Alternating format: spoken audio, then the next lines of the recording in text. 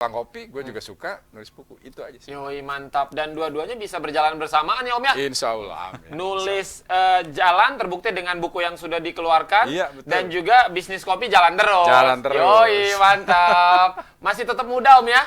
Nah, itu dia. Walaupun agak ada sedikit berubah warna ini. Umur nggak bisa disembunyiin sebenarnya. Cuma mungkin kata Pak Hafid, lo mah Om tampilannya doang tua, terus dalamannya muda. Tampilannya tua, dalamannya muda. Wih, mantap. Ini Om Hafiz ini masih tetap ingin dianggap muda kah? Seperti Om Rendra tadi yang katanya nggak mau dianggap tua. Iya. Ini ketularan. Harus muda selalu. Harus muda ya. Dan teman-teman pemirsa Abdul Sultan, ini Om Hafiz dan juga Om Rendra adalah penulis buku Coffee Novation. Tapi sebelum Faiz ngomong lebih banyak soal bisnis kopi Om Bewok, ini pengen ngomong soal buku deh. Om Rendra, awalnya tercetus yuk kita nulis. Padahal kan di banyak cerita ya kalau bisnis kopi ya bisnis aja, nggak usah nulis-nulis. Penulis ya nulis aja gitu. Awalnya kenapa kok iya bisnis kopi ya nulis? Jadi seperti halnya saya membuka usaha warung kopi ya, atau disebutnya kedai kopi. Pilihan kata warung dan kedai juga dulu dilema. Akhirnya daripada gua tagline-nya kafe, nggak enak juga. Kalau kafe itu kan kesannya gimana kan gitu, menengah ke atas, harganya juga mahal, udah kita ambil tengah-tengah kedai. Begitu juga dengan nulis. Jadi sebelumnya emang saya sering narsis di Facebook tuh, kalau jalan beli buku posting, jalan beli buku posting. Sebenarnya belum tentu juga semua gue baca sebenarnya. Nah, buat eksistensi di sosmed aja sebenarnya ya. Cuma karena memang kesenangan membaca buku, akhirnya datanglah nih Pak Hafiz menyodorkan ide dan tantangan sih ya, challenge. Ayo, Om, katanya kita nulis buku. Saya bukan penulis. Betul. Bukan penulis. Amatiran lah ya. Amatiran lah. Tapi dia Pak Hafiz memang dikenal sabar ya. Challenge, kan Om senang baca. Nah, saya ingat quote-nya itu. Jadi membacalah sebelum kamu menulis. Membaca sebelum menulis ya. Karena saya memang punya passion membaca, ya kenapa enggak? Saya terima tantangannya kan gitu. Cuma saya bilang buku ini based on data ya Pak Hafid, karena saya nggak mau tulisan sebuah buku tuh kayak berawang-awang gitu. Enggak, saya harus ada based on data. Nah, kebetulan Pak Hafiz ini dosen peneliti yang sehari-harinya kajian bergut dengan data. Nah, Pak Hafiz bersedia, ya sudah kita collab. Langsung. Itu saja. Sesimpel itu Sesimpel itu. Cuma prosesnya memang panjang, 6 sampai 7 bulan sih sebenarnya. Om Hafiz, di saat banyak Rendra-Rendra yang lain, kenapa memilih Rendra yang ini? Apa pertimbangannya selain kedekatan mungkin? Awalnya nggak deket sebenarnya. Oh, awalnya nggak deket. Karena dikenalkan sama Bang Aib tadi, karena sesuai dengan arahan Mas Menteri Pak Nadiem. Iya, siap. Baiknya Kampus Merdeka itu berkolaborasi dengan bukan hanya peneliti kampus, tapi dengan praktisi. Betul. Nah, kebetulan beliau ini kan nggak mau dipanggil profesi yang lain, dia maunya tukang warung katanya. Tukang warung, siap. Akhirnya, bebas lah. Ya, akhirnya berkolaborasi lah di situ gitu. Siap. Nah, setelah beberapa kali ketemu, akhirnya kenapa nggak kita bikin buku aja Om ya? Ya untuk memperpanjang silaturahmi sih sebenarnya. Ya terbentuklah itu. Siap. Dan tawarannya langsung diterima waktu itu ketika mengajak. Iya. Sebenarnya beliau punya ide, cuman saya kan biasa mengeksekusi gitu. Ya kenapa idenya itu nggak dituangkan lewat buku gitu? Ya sudah, akhirnya kan karena mungkin jodoh ya. Ya akhirnya dituangkan lewat buku gitu. Siap. Dan sudah terbit bukunya ya? Alhamdulillah sudah. Dan alhamdulillah buat teman-teman ini pemirsa Abdul Sultan yang pengen banget mendapatkan bukunya, caranya seperti apa, Om Hafiz? Paling nanti ada di Facebook, ada di kedai kopi Embok ya. Ya nanti ada nomor kontaknya, nanti tinggal di japri aja. Langsung di japri karena ini harus pesan dulu ya Om ya. Siap. Dan teman-teman pemirsa Abdul Sultan tadi kalau awal sempat Om Rendra bercerita ini kenapa suka dengan kopi, karena suka berbisnis kopi karena suka banget dengan kopi. Kalau boleh pertanyaan Faiz Om, dari kapan kecanduan banget dengan kopi? 2012. 2012. Kemudian booming film Filosofi Kopi. Filosofi Kopi, kalau nggak siap. salah ya. Nah, saya penasaran gitu. Ini kok kopi, tapi kok bisa difilmkan, terus jadi viral. Betul. Terus mulai jadi habit, terus jadi gaya hidup gitu loh. Gaya hidup. Udah nongkrong di sebuah kedai, kafe, tapi ngopi gitu. Kalau dulu kan enggak, minuman yang lain, tapi Betul. ini kopi gitu. Karena kan yang saya tahu, kopi itu masih kaum marginal kan, gitu. Kaum marginal yang sebatas hanya untuk melepas dahaga gitu kan. Tapi kalau ini enggak, jadi kayak sebuah komunitas, memang sih masih egaliter, tapi kayak yang mulai high class gitu. Betul. Ini ada apa gitu kan. Kemudian booming Kopi Nusantara. Nah, selama 2012 sampai 2017 itu memang saya kalau tugas karena saya juga PNS, tugas kantor gitu, nyempatkan ngopi. Seperti apa kopinya? Awalnya saya nggak ngerti kopi-kopi Nusantara itu, jenisnya pun saya nggak tahu gitu kan.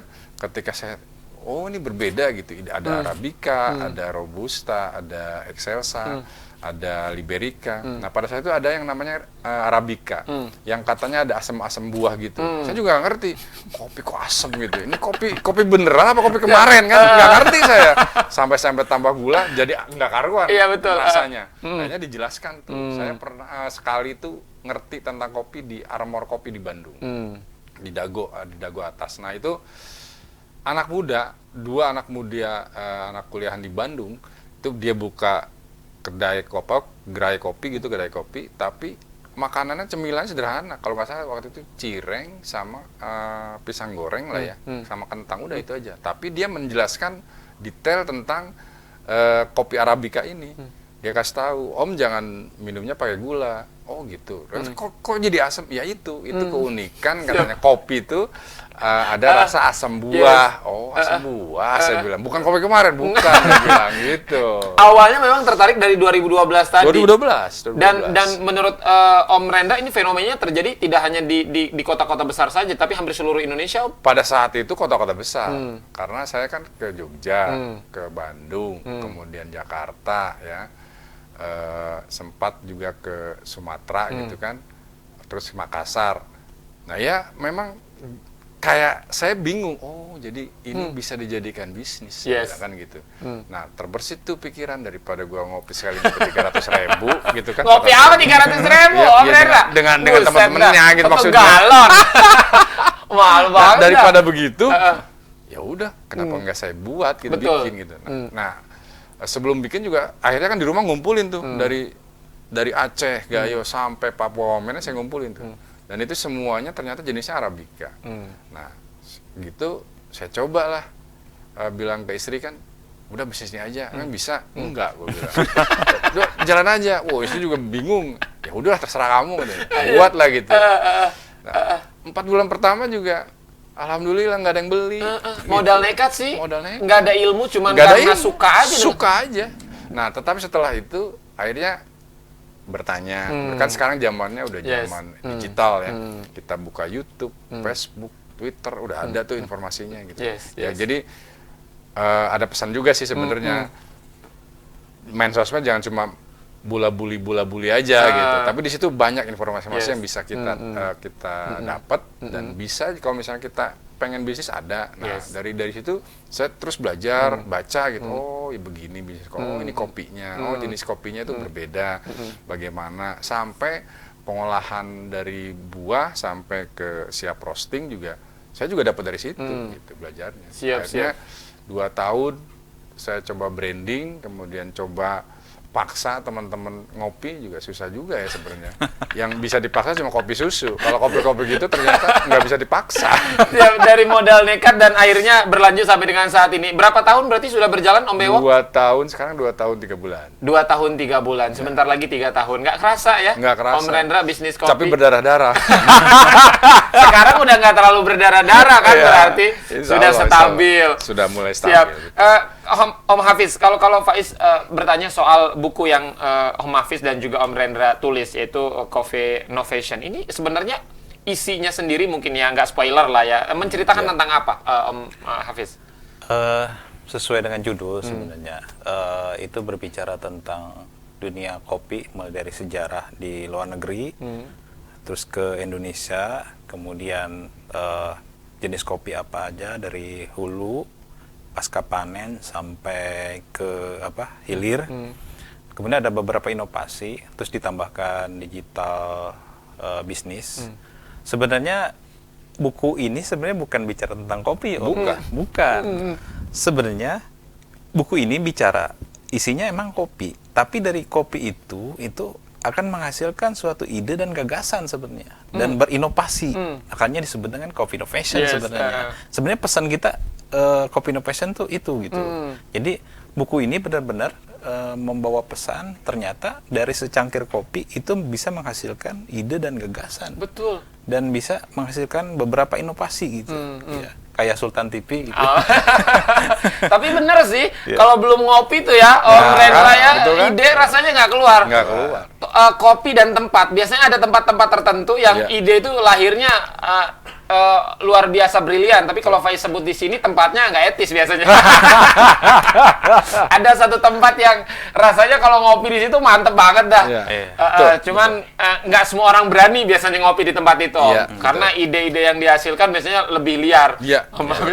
Jadi pengalaman saya juga waktu ke Jogja. Jadi di Jogja itu ternyata beragam kedai-kedai kopi itu ya.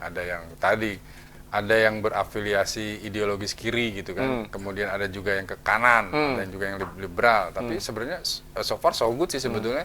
Itu kan buat dialektika ya, dialektika. Kemudian tadi memahami situasi gitu. Kemudian muncul ide tadi kata Pak Afi, ide dan gagasan. Sebenarnya gitu. Sebenarnya saya juga pengennya gitu di Serang ini kedai-kedai kopi tumbuh itu tidak hanya jadi borjuisme baru gitu kan, tetapi ya tadi mengeluarkan ide dan gagasan, mencetak komunitas-komunitas hebat gitu kan, membuat ide-ide baru gitu buat Kota Serang. Nah, saya pengennya sih situ. Nah, di Coffee Innovation tuh kata Pak Habib tadi sudah disinggung, memang seperti itulah. Siap, karena biasanya jutaan ide lahir itu Om Rendra dari secangkir kopi. Betul, betul. Karena lewat secangkir kopi banyak tuh ide-ide yang muncul. Om Hafiz, dari sudah terbitnya buku yang pertama, ada rencana mungkin buat proyekan lagi bersama Om Rendra? Tidak hanya buku tentu, mungkin ke depan entah buat proyekan apa mungkin Om Hafiz?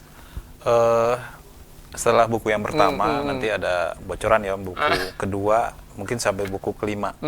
Setelah itu mungkin ada beberapa proyek, ya mungkin nanti Om Bewok yang mantap, yang langsung bisa menyampaikannya. Nah, biasanya kan Om Bewok kalau kita berbisnis kan memang sudah jelas hitung-hitungannya, pemasukan, pengeluaran. Nih kalau Faiz kepo nih dalam 1 bulan, kira-kira nih kalau sekarang kedai kopi Om Bewok katanya udah 17 M ya, Om. 17 malu-maluin maksudnya. Nah, nanti setelah break ini Faiz bakal tanya teman-teman berapa sih kira-kira omsetnya 1 bulan kedai kopi Om Bewok yang katanya awal mula merintisnya berdarah-darah. Berdarah-darah. Berarti kalau sekarang udah nggak ada darahnya, udah kering semuanya. Kita rehat sejenak setelah yang satu ini.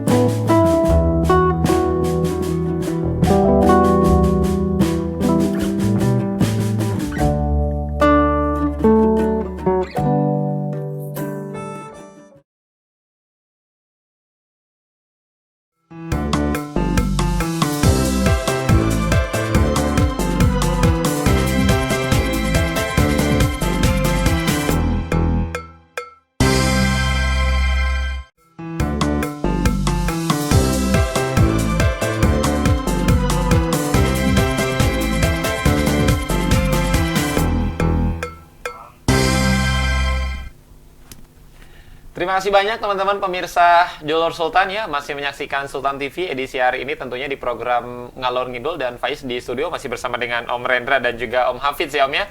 Siap Om Rendra, tadi sempat ke pending. Nah, terserah sih antara mau dijawab atau tidak ya. Kira-kira kalau dalam 1 bulan berapa cangkirkah yang berhasil terjual? Ya.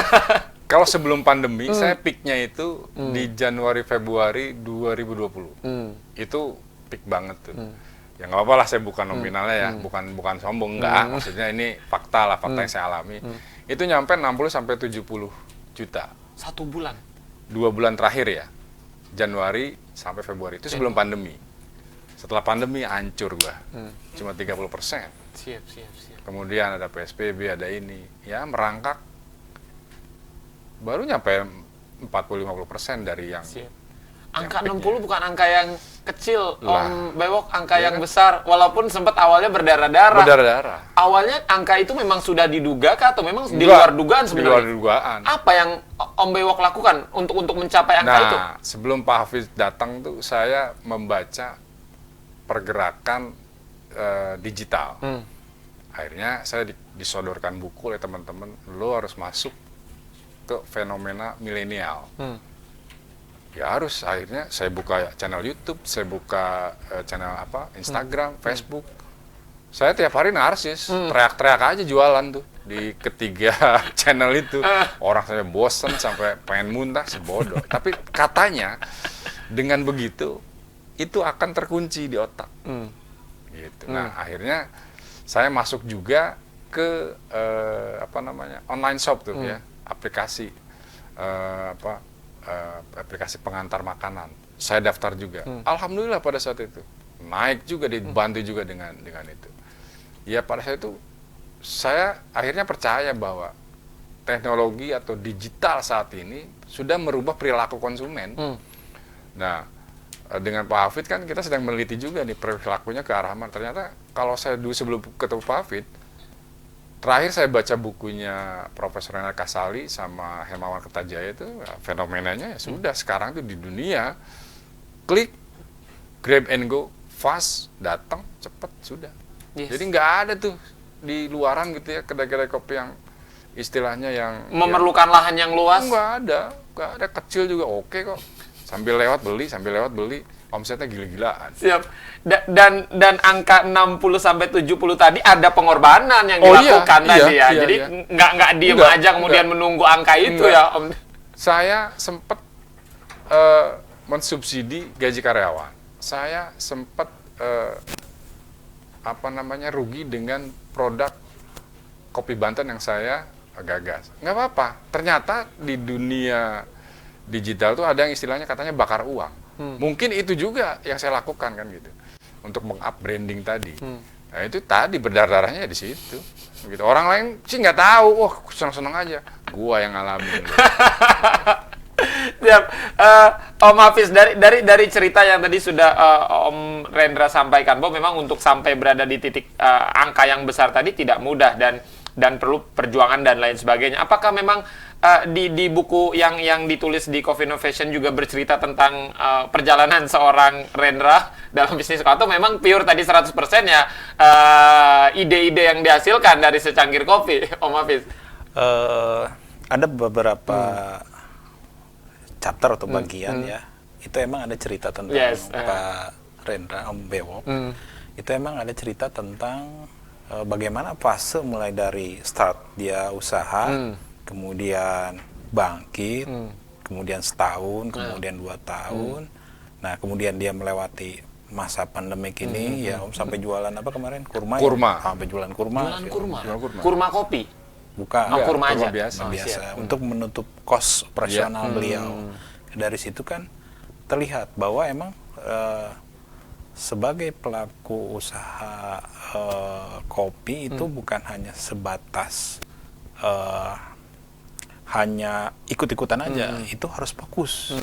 Bagaimana dia jatuh, bagaimana dia bangkit kembali, kemudian bagaimana pandemik ini harus dilewati dengan sabar, dan harus melihat bagaimana perilaku customer itu seperti apa. Nah, karena beberapa perusahaan besar itu sudah tutup, seperti Fuji Film mungkin, kemudian ada perusahaan kamera, Nokia. ya Nokia pun. Kalau tidak melihat peluang kebutuhan customer sama peluang bagaimana memanfaatkan digital, sudah habis lah. Ya habis. Bisnis sekarang memang seperti itu. Harus karena ini sudah zamannya society 5.0 ya. Jadi semua yang megang kendali sebenarnya society, komunitas. Jadi bukan udah kan era industri 4.0 lagi, bukan, sudah society. Jadi semua yang pegang kendali adalah society, community. Betul. Nah, kalau tadi Om Bewo kan sempat bercerita juga bahwa memang kebiasaan habit anak-anak muda, terutama zaman sekarang kan ini lebih suka nongkrong, terutama nongkrongnya minum kopi dan lain sebagainya, yang dulu sebenarnya tidak pernah dilakukan. Ketika nongkrong biasanya yang dipesan kan bukan kopi, Om Hafiz ya. Yang lain. Kalau sekarang kopi. Kalau dari kacamata akademisi ini Om Hafiz, sebenarnya fenomena ini akan berlangsung sampai kapan sih Om, atau memang ini akan memakan rentang waktu yang sangat lama? Bagaimana pride nongkrong di kafe kemudian minum kopi, Om Hafiz? Awal mulanya kan kopi ditemukan oleh para ahli sufi ya, kemudian di Turki, kemudian diambil sama Italia ternyata yang dibawa ke Eropa, diambil idenya sama Inggris, kemudian diambil lagi ketika menjajah Amerika. Nah sebenarnya Eropa ini pusat transfer baik pertanian, baik culture masing-masing. Nah, sebenarnya ada 3 gelombang terkait dengan kopi tadi. Nah, gelombang pertama orang hanya tahu ngopi aja. Ngopi, iya. Nah, gelombang kedua ternyata mereka harus nanya-nanya nih. Nah, gelombang ketiga mereka ternyata educated. Jadi experience-nya. Betul. Ternyata ini kopi Arabica yang ada sama-sama Om Bewok itu udah tahap ketiga tadi. Kalau Mais yang satu ya, yang cuma hanya suka kopi saset itu Bon. Yang murah meriah. Nah, kan orang terbiasa dengan kopi saset nih. Nah, dari 2015 ke atas ini sudah mulai nih sebenarnya, sudah mulai. Oh, ternyata kopi itu bukan kopi yang 3.000-an tuh ya, atau kopi yang kalau pakai gelas aqua. Gelas plastik ya. Tapi ternyata ada kopi kalau orang yang tahu dan mendalami itu ternyata ada Robusta, ada Excelsa, kemudian ada Arabica, kemudian terakhir ada apa? Liberica gitu ya. Itu kan ada 4 jenis kopi di internasional yang diketahui. Ternyata masing-masing itu customer tuh sudah mulai tuh, ternyata saya maunya yang Robusta karena tidak terlalu asam ke lambung. Nah, kemudian ada beberapa jenis yang dari lokal maupun dari internasional. Nah, itu experience-nya itu yang sebenarnya di-educated ke orang-orang gitu. Betul. Gitu. Siap. Jadi memang ini fenomenanya sebenarnya sudah berlangsung sejak. Sudah. Cuman kalau ke Indonesia hobi anak-anak mudanya memang baru beberapa tahun ini. Siap. Ke Om Rendra, kalau berbicara soal kopi kan banyak ya. Indonesia kan tidak pernah kekurangan ini soal penghasil kopi. Kita hanya tertinggal 1 atau 2 strip angka setelah Brazil mungkin Om Rendra ya sebagai penghasil kopi terbesar di dunia seperti itu. Nah, kalau berbicara soal kopi Indonesia yang memang melegenda, ini rasanya kalau dari Banten, kita ngomongin Banten deh, masih kalah kayaknya dengan kopi-kopi lain, misalkan dari Aceh atau kopi-kopi. Kenapa yang menyebabkan Banten selalu tertinggal dari daerah-daerah lain ini, Om Rendra? Saya awalnya memang pesimis, bahkan saya nggak punya harapan ke depan gitu ya tentang kopi Banten itu. Bahkan saya sempat bully-bulian dan sempat panas-panasan di Facebook tentang festival kopi Banten pertama. Yes, betul. Saya nggak mau ikut karena memang saya pikir mana kopinya juga nggak ada. Tiba-tiba ada festival kopi, kata temen bilang gini, nggak apa-apa Om, ikut aja, kan namanya ntar diganti jadi festival kedai kopi. Nah, setelah fase masuk kita bully-bulian sampai panas-panasan gitu di Facebook, saya akhirnya penasaran gitu, karena memang sifat saya kan kontradiktif ya. Itu saya pengen coba gitu. Dicoba tuh. Nah, selama setahun itu dari mulai hasil yang saya dapetin itu jelek kopinya, harganya juga nggak jelas, ya saya terima aja karena saya pengen tahu kadang gitu. naik, kadang turun, nggak ada ketentuan yang nggak ada. pasti gitu Om ya. Selama setahun, akhirnya 2-3 bulan terakhir itu saya sudah menemukan tuh petani yang sudah educated ya. Kemudian ada banyak petani yang sudah menghasilkan kopi bagus. Ada petani yang sudah bisa memproses pasca panen. Nah, kesulitannya ternyata ya tadi masih ada sistem ijon kita di hulu itu ada sistem ijon. Kemudian masih pola pikir prosesnya lama, dapat duit susah. Ketika sudah panen sudah oke, nggak ada yang beli. Nah ini banyak di hulu ini banyak permasalahan. Yes. Nah ketika saya masuk, akhirnya sekarang sudah bisa menggandeng 5 petani yang untuk supply ke kedai saya. Dan itu kita punya tim QC dan survei yang memang ini bagus kopinya, kita beli walaupun kopinya sedikit harganya mahal nggak apa-apa, gue bilang beli aja, yang penting gue dapat kopi bagus gitu ya. Ya akhirnya memang ternyata kopi di Banten itu tadi selain budaya ngopinya nggak ada, proses pasca panennya pun nggak jelas, terus pasarnya juga di lokalan tuh nggak ada. Complicated Om ya Iya, masalah. gimana kita mau kenal kopi Banten? Nah, makanya saya coba potong itu semua. Saya potong, saya jual di kedai. Sampai ingat saya, ketika saya menemukan titik keenakan kopi Banten, saya gratisin tuh. Pak, ini kopi Banten enak loh, saya bilang. Serius, Om, cobain dulu. Oh iya, beli di mana? Di gua ada. Beli. Sampai segitu, saya harus kasih gratis dulu. Semua pelanggan saya Biar gratis. menimbulkan rasa bangga dulu ke Itu orang dulu. Banten. Dan itu susah. Susah 6 bulan saya begitu. Gratisin aja. Kalau sekarang Kalkulasi bisnis tuh rugi. ya kalau sekarang sudah normalkah berbicara kopi Banten baik dari sisi harga dan kualitas Om Beok, atau memang masih belum jelas juga? Alhamdulillah sekarang itu kabar terakhir yang saya dapat itu sekarang sudah masuk investor yang katanya mau beli ratusan hektar di daerah Pandeglang. Kemudian sudah ada yang mau nanam dan sudah ada yang mau memproduksi sampai jadi green bean-nya dan siap diedarkan di tingkat lokal. Ketakutan saya jangan sampai ketika itu booming, malah keluar. Kita yang di lokal nggak kebagian. Nah itu yang harus ada proteksi sebetulnya. Dan itu memang harus Pemda harus turun tangan. Tapi senangnya apa yang saya lakukan mungkin kecil ya, kecil. Tapi kata Pak Hafiz tadi, kopi Om Boyek memang bukan pionir, tapi dia hadir di eranya milenial, di era digital. Betul. Nah, ini yang ingin saya sebarkan pride itu. Jangan malu jualan kopi Banten, kopinya enak kok. Jangan malu jualan kopi Banten karena kopinya enak. Kopinya enak, serius. Berarti kalau ada yang enak, ada yang nggak enak Om ya. Dan itu beragam multitafsir, yang enaknya yang mana Om ya. Betul. Siap, tapi ngomongin soal kopi, kalau Banten berarti memang ada potensi Om ya buat ngejar daerah-daerah lain dari sisi kualitas. Ada, cuma memang tadi di hulu persoalannya complicated tadi. Satu, petani belum merata edukasinya. Kemudian peralatan juga belum merata. Terus luas lahan, kita masih cuma 6.000, kurang lebih 6.400 hektar. 400 hektar seprovinsi ini. Padahal itu kalau misalnya diolah itu bisa ribuan hektar harusnya. Puluhan ribu lah ya, puluhan ribu atau ratusan ribu hektar. Cuma nggak tahu nih kemana visi misinya pemerintah kan nggak ngerti juga. Padahal lahannya banyak. Siap. Dan kopi punya potensi, kopi Banten bisa punya potensi enak. Makanya ketika ada rumor terakhir ada investor, saya seneng gitu.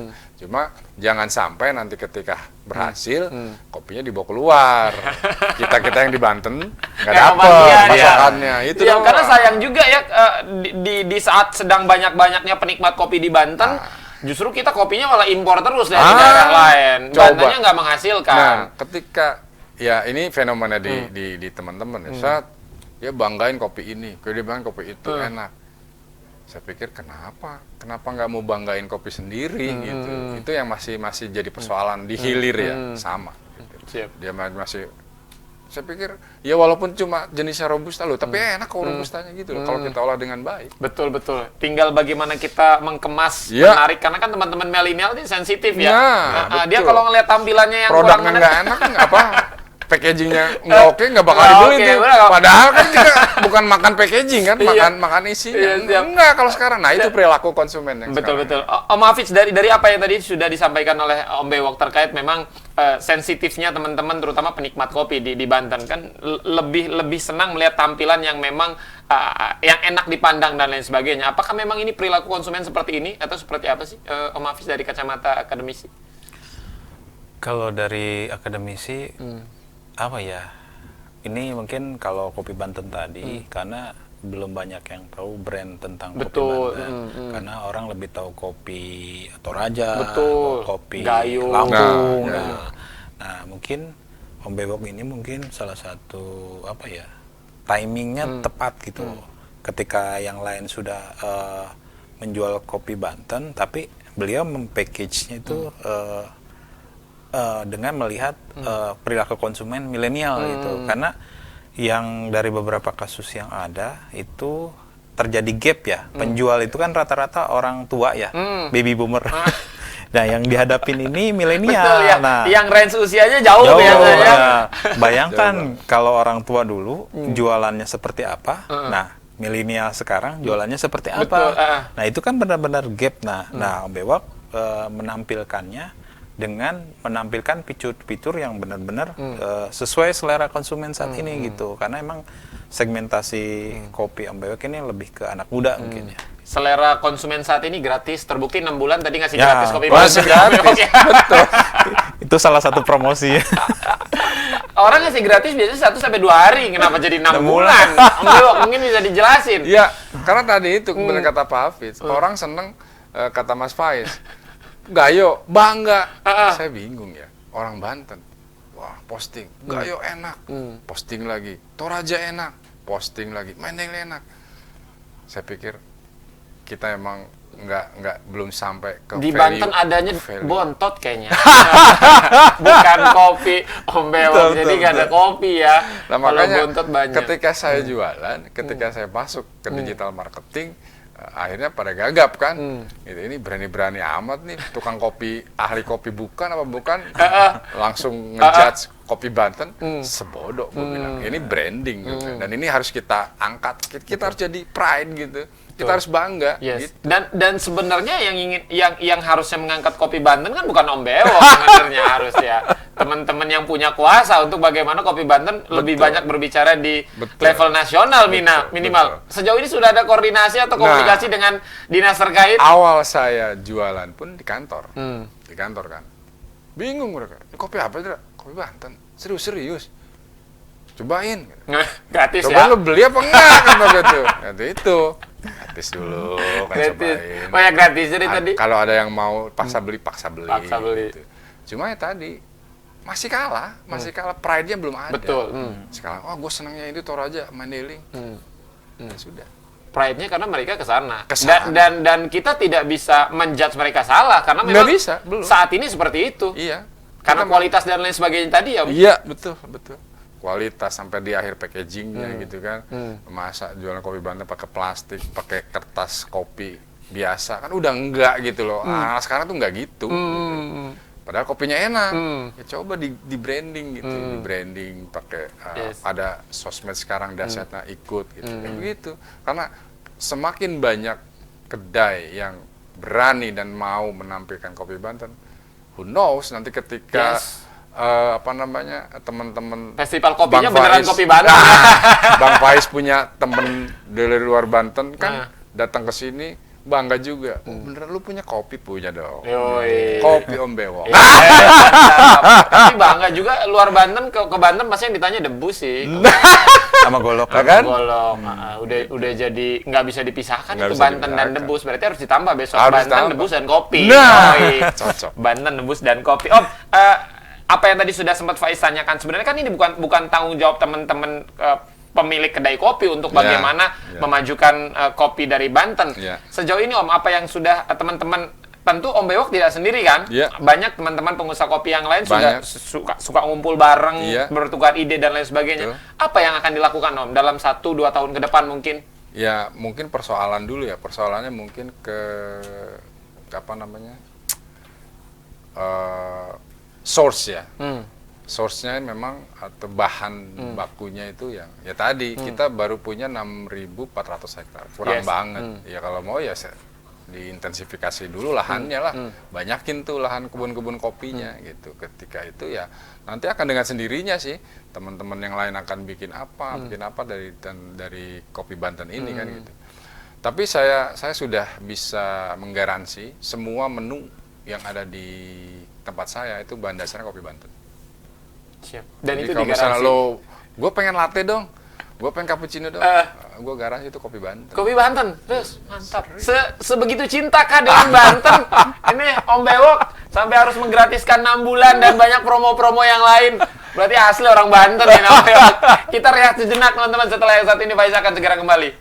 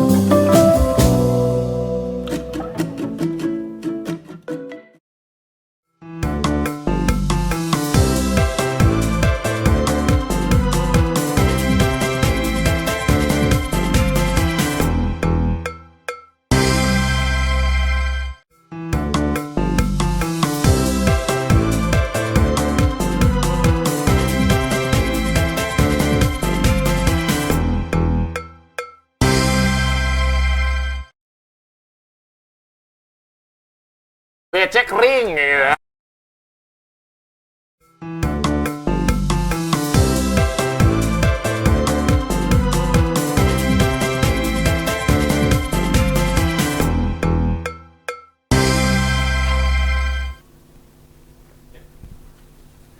Yes, terima kasih banyak teman-teman pemirsa Dulur Sultan. Tentunya Faiz di studio masih bersama dengan Om Bewok dan juga Om Hafiz. Terima kasih sudah hadir di Sultan TV. Nah, buat teman-teman yang penasaran banget seperti apa sih tampilan buku karya dari seorang Rendra dan juga Hafiz, ini teman-teman bisa teman-teman lihat.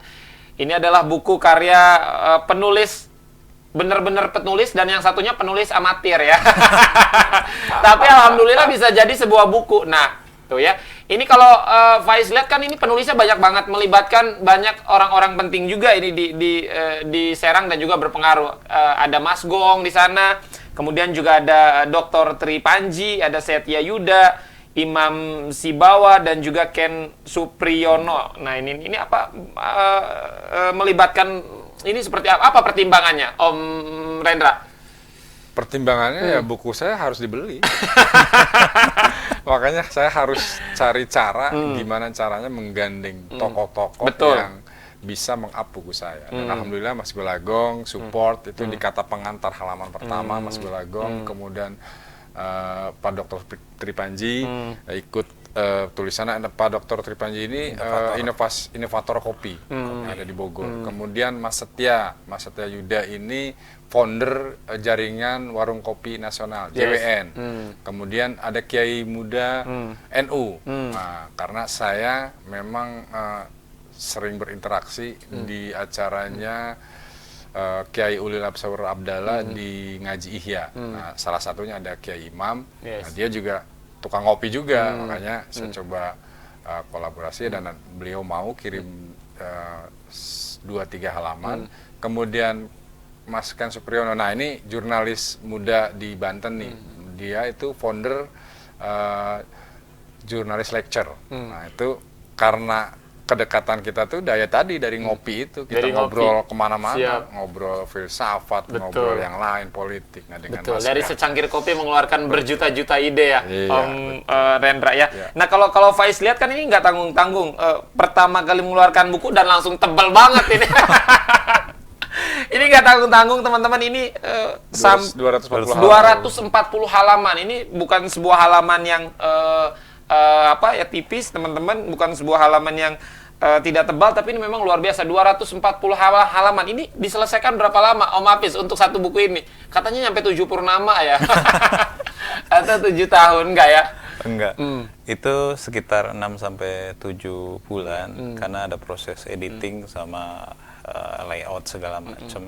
Jadi emang ini benar-benar kolaborasi praktisi katanya tukang warung sama akademisi katanya. Praktisi tukang warung. Baru kali ini ngedengar ada praktisi tukang warung. Ya, karena gini kan sebutannya praktisi.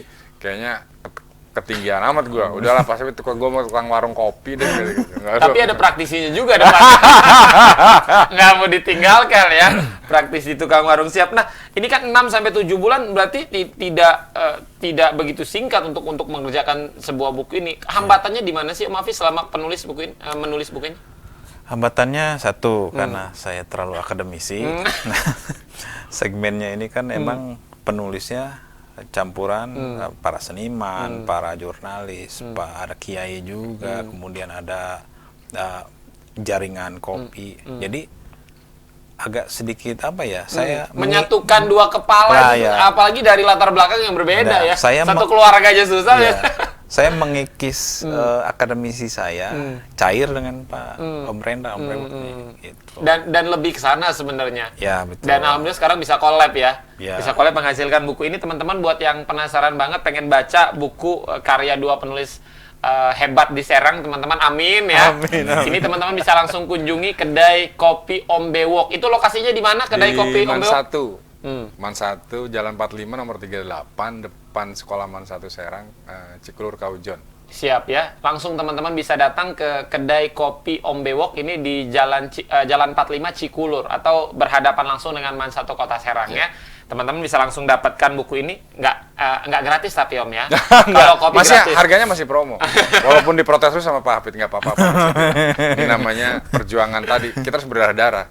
Cuma 50.000. Siap, atau beli buku gratis kopi Banten. Bisa, serius. 1 gelas cangkir kopi gratis kalau beli buku ini. Yo, itu dijamin langsung dengan owner kedai kopi Om Bewok, teman-teman ya. Beli buku seharga 50.000, ini bisa dapat merasakan nikmatnya kopi Banten. Karena banyak banget ini teman-teman di Banten, mohon maaf ya, Om Bewok yang mereka sudah menjelajah banyak kopi gitu ya dari Nusantara. Tapi rasanya ironis ketika belum mencicipi kopi Banten ya. Dan itu banyak Om Bewok. Serius, betul. Siap. Dan teman-teman bisa langsung datang kunjungi kedai kopi Om Bewok ini di Jalan 45 Cikulur Kota Serang, depan Man 1 Kota Serang. Om Bewok, kalau bisnis kan tentu setiap bulan akan ada kejutan, akan ada promo-promo yang dilakukan. Bulan Februari akan berakhir, memasuki Maret. Akan ada promo apa yang ada menjelang Ramadan nanti kita. Menjelang Ramadan ada. menjelang Ramadan jadi ngopi di siang hari ya Om Beok ya. Itu digratiskan ya. Saya pernah dulu di Instagram pernah bikin giveaway promo 50% setiap seluruh transaksi. Nah, kemungkinan kita adakan lagi tapi via Instagram ya. Via Instagram karena feedbacknya ternyata lebih keren Instagram daripada yang lain. Nah, jadi nanti di Instagram kita bikin kuis 10 orang free 50% transaksi. Siap. Dan itu yang akan dilakukan nanti. Oh iya. Dan setiap bulannya akan berbeda promo. Akan berbeda terus. Setiap bulannya akan berbeda teman-teman. Yang penasaran langsung aja mampir. Bukannya dari jam berapa sampai jam berapa sih Om? Jam 11 siang sampai jam 10 malam. Oh, kenapa nggak nyampe jam 3 subuh? Karena gitu, ada sampai ada perda. Oh ada iya perda. Kan kalau sampai jam 4 subuh kan sekalian nonton final Liga Champion kayak gitu. Betul. Kalau dulu ya sebelum pandemi ya sampai subuh kita. Siap. Nah, biasanya kan kalau teman-teman pebisnis kan ada mimpi. Maksudnya mimpinya seperti ini. Ya. Ketika sudah buka cabang 1 pengen 2, pengen 3. Sejauh ini Om Bewok apa memang untuk tahun 2021 fokus di Cikulur aja di Jalan 45 atau akan membuka kedai-kedai baru? Jadi rencananya kita mau pindah sebetulnya. Jadi ada satu lahan lokasi yang sudah kita inginkan. Jadi semacam kompleks kali ya. Jadi di situ nanti ada butik, ada sebuah perhelatan gazebo gitu, ada display buku, kemudian untuk teman-teman anak muda ada rooftop gitu. Untuk teman-teman pebisnis ataupun kalangan menengah ada workspace. Yes. Lengkap. Rencana begitu. Kayak sport center ya Om ya. Yeah. Lengkap banget di sana. Ada lari, ada sepak bola, ada tenis, ada renang ya. Karena saya pikir tadi kedai kopi itu ya tadi perjumpaan ide kata Mas kan. Kemudian kata Mas Faiz akan terjadi mungkin diskusi atau mencurahkan ide, ketemu klien, membahas project gitu. Nah, itu di situ. Yes. Di Kopi Om Bewok aja. Di Kopi Om Bewok aja. Kalau Om Hafiz dari awal apakah memang sudah edik banget dengan kopi atau semenjak kenal Om Bewok ini baru suka kopi dan memaksakan untuk suka lebih tepatnya kayaknya? Dulu pernah bikin komunitas akademisi Edu Coffee ya, tapi tidak panjang. Kemudian akhirnya saya membuat buku Kopi Mik Pemasaran sendiri, tapi itu lebih akademis. Nah, saya ternyata lebih puas dengan praktisi. Ternyata semua yang ada di masalah dan segala hal ide tuh emang harus kolaborasi gitu. Nah, ke depan mungkin ya kita akan tetap kolaborasi. Banyak berkolaborasi dalam segala lini ya. Tidak hanya tentang buku, bisa tentang yang lain. Betul. Kolaborasi karena luas ya. Om Bewok terima kasih banyak sudah hadir di Sultan TV. Sama-sama. Terakhir mungkin sebelum closing ini ada ceplas-ceplos Om. Dijawab nggak boleh lambat, harus cepat. Ini Faiz punya 2.742 pertanyaan ya. Untuk Om Bewok ini yang pertama Om, tarik nafas dulu Om, karena pertanyaan agak ngeri ini ya. Siap. Pilih yang longgar atau sempit? Sempit. Kenapa sempit? Biar puas. Puas?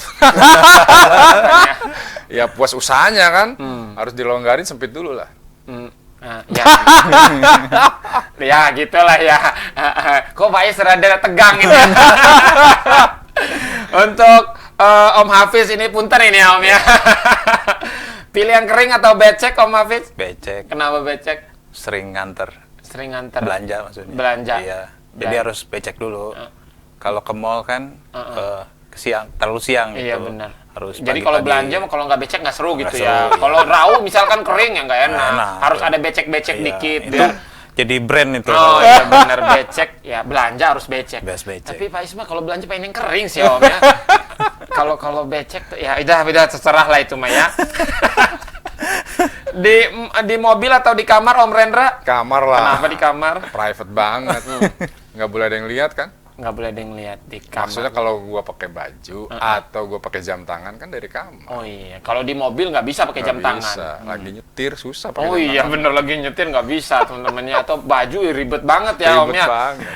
Om Hafiz di atas atau di bawah? Saya di bawah. Di bawah, kenapa di bawah? Hah? Baru 1 lantai, belum ada 2 lantai. Oh, baru ada satu rumah ini ya. Rumah, ya. Siap.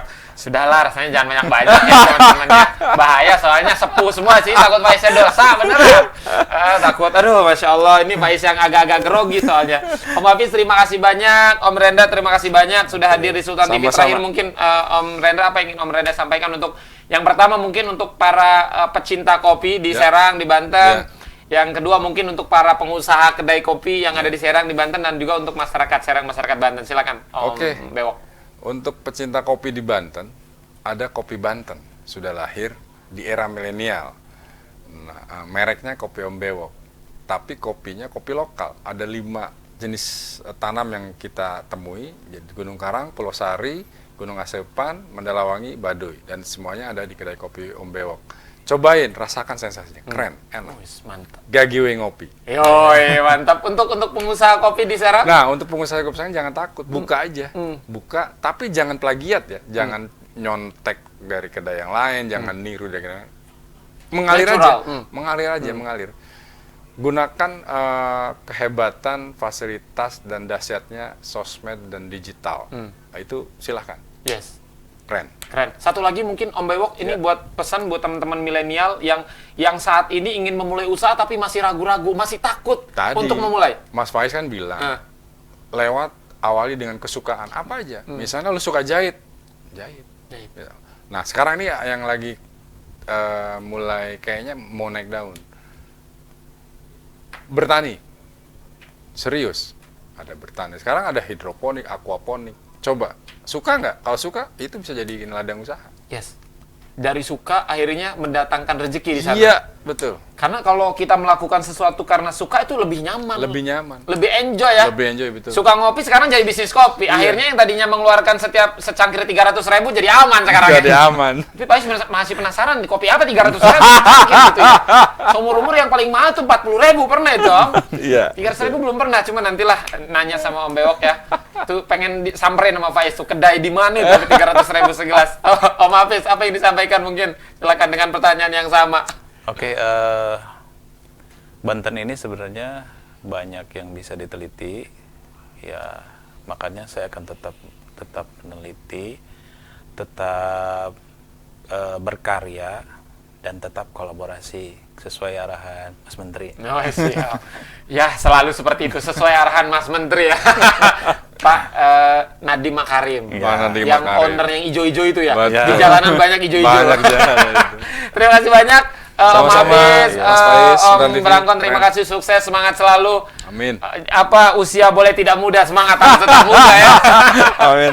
Terima kasih banyak untuk teman-teman seluruh pemirsa Doel Sultan yang sudah menyaksikan Ngalor Ngidul edisi hari ini 23 Februari tahun 2021. Faiz pamit, teman-teman ya. Seluruh kru yang bertugas juga pamit. Selamat sore dan wassalamualaikum warahmatullahi wabarakatuh. Waalaikumsalam.